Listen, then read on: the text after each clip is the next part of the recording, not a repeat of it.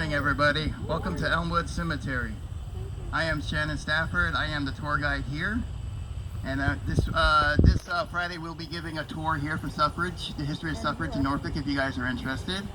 It's at 6:30 this Friday. If you have any questions, Susan right over there can answer them for you. All right, so I got a little speech written up. I'm gonna go ahead and start. Can everybody hear me? Okay.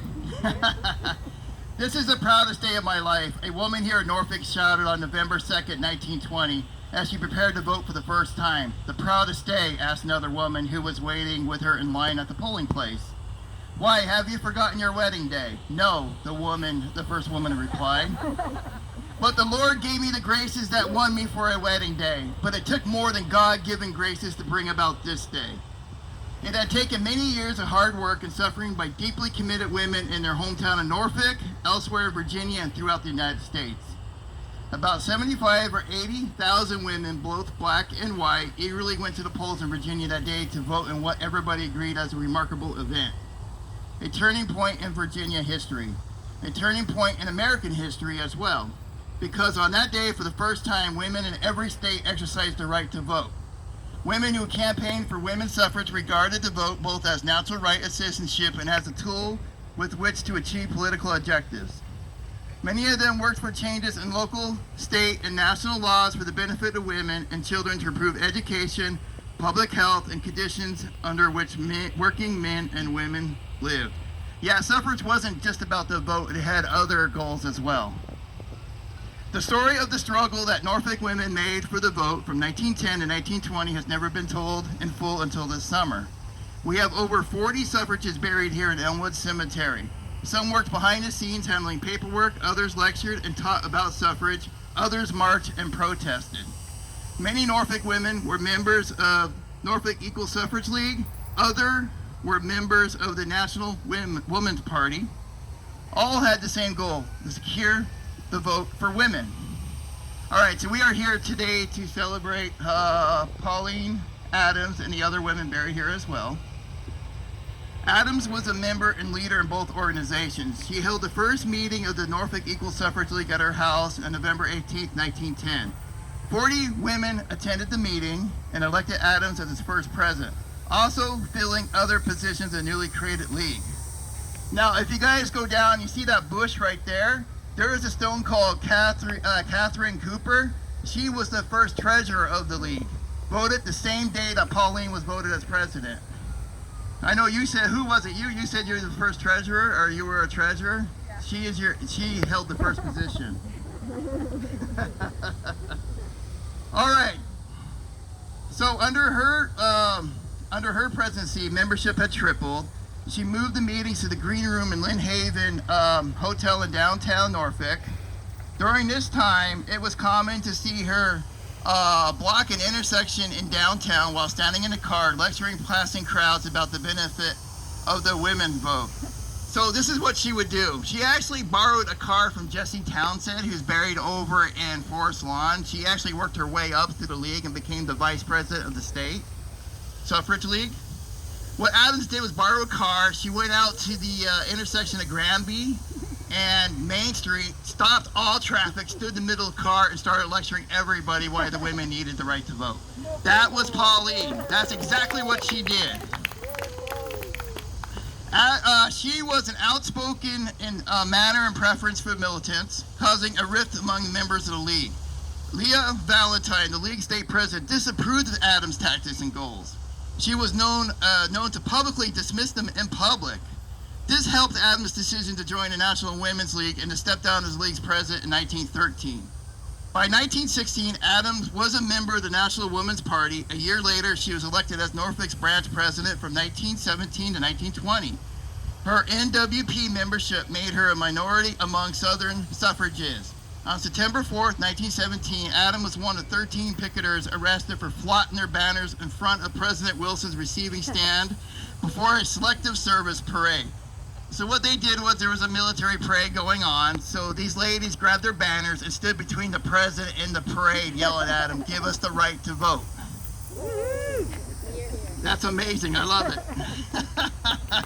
So naturally, they all got arrested on the orders of the president. Not all of us get arrested on orders of the president. Adams addressed the court in her own defense and was given a choice between 60 days in jail or a $25 fine. She and her fellow suffragists chose president and were sent to, I hate this word, Occoquan workhouse. I hate that word. They were treated poorly while they were there. The food was served with maggots in it. Guards would take their blankets, brushes, their hair brushes, anything that made them feel comfortable. Do you guys know what Adam's biggest complaint was? I know you guys know, and you know, but did you guys know what her biggest complaint was? She had no toothbrush. She liked to brush her teeth, what did you say, about 3-4 times a day, right? That's what I could find. All right. In 1921, she became the second female lawyer to practice law in Norfolk.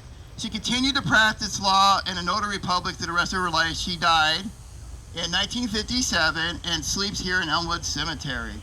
But she is not the only famous suffrage we have buried here. We actually have quite a few. Norfolk was a hotbed for suffrage. In 1919, the Norfolk Equal Suffrage League had over 22,000 members, making it the largest branch of the Virginia Equal Suffrage League, almost double the size of the main league in Richmond. This suffrage league here in Norfolk was the most important in the state. It was the largest and most important. Elmwood Cemetery has many of these women resting here, like Maddie Richardson. She was one of the 30 Norfolk suffragists that marched in the suffrage parade in Pennsylvania Avenue in Washington, D.C. on March 3rd, 1913 during Woodrow Wilson's inauguration. He got off the train and he was like, "Where is everybody?" And his aides told him they're all watching the suffragists march down Pennsylvania Avenue. And that is how the suffragists began their relationship with the president. It was not a good one.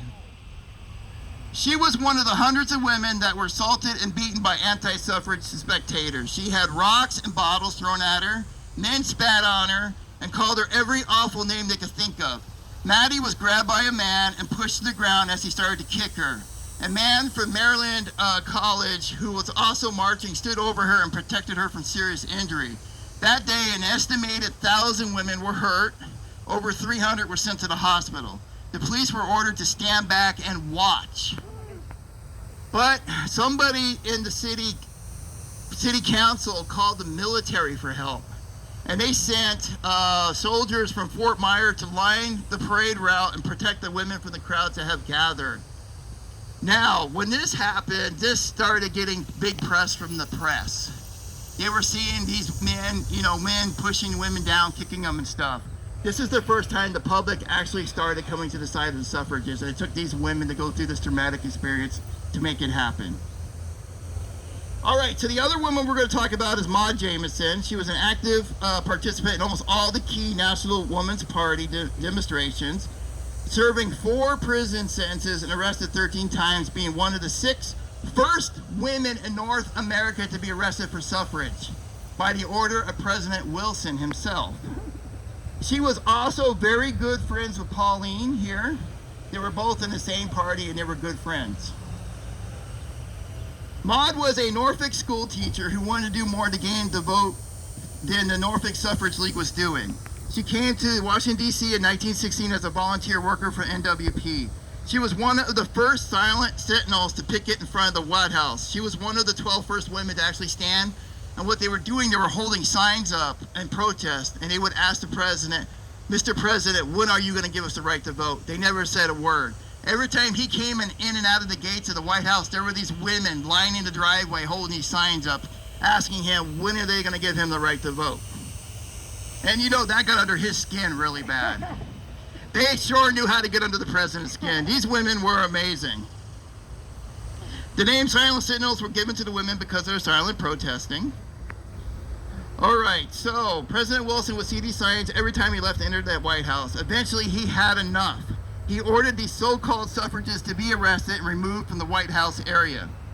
After the U.S. entered the war in 1917, Jamison was one of 12 suffragists arrested on June 25th, and among 6 suffragists tried on June 27th in the police court in D.C., making her one of the first suffragists to be arrested in the country. On August 28th, she was arrested again and sentenced to 30 days in the same workhouse that Pauline Adams was in. On October 6th, the last day of the emergency war session, she was again arrested with 10 other women. Tried 2 days later and arrested again while under suspected sentence.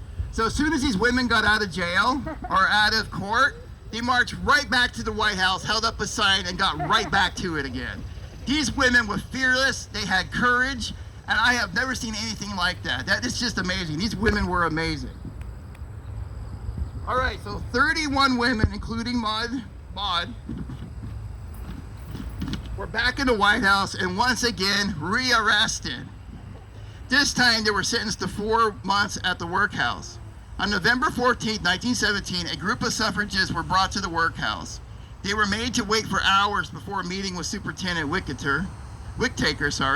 When he arrived and found the women still dedicated to their cause, he ordered the massive guards to drag the women off to their cells by their hair. They were brutalized. The executive member of the National Women's Party, Dora Lewis, was thrown into a cell where her head struck an iron bed and she lost consciousness. Alice Cuso, who shared the cell with Dora, was so distraught at the sight of her cellmate's body that she suffered a heart attack later and died in the morning.